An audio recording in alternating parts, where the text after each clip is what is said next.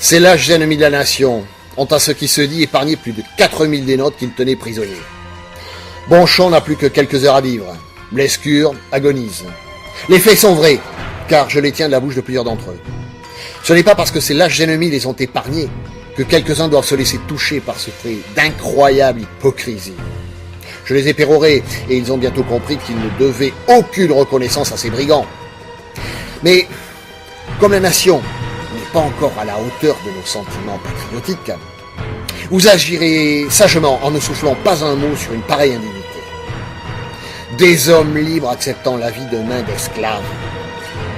Ce n'est pas révolutionnaire. Il faut ensevelir dans l'oubli cette malheureuse action. N'en parlez pas, même à la Convention. Les brigands n'ont pas le temps d'écrire et de faire des journaux. Cela s'oubliera comme tant d'autres choses. Nous allons maintenant marcher contre eux et déployer toutes les forces de la République, mais je regretterai longtemps d'en avoir pu leur faire prendre un immense bain de pied dans la Loire. Le fleuve est si large.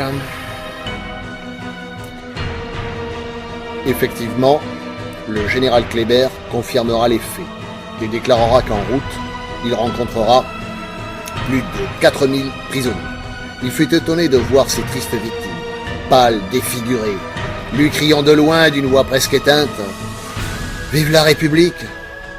Il apprit qu'ils avaient échappé à la mort et à la prière de Bonchamp, qui, expirant à la suite de ses blessures, avait demandé et obtenu leur grâce.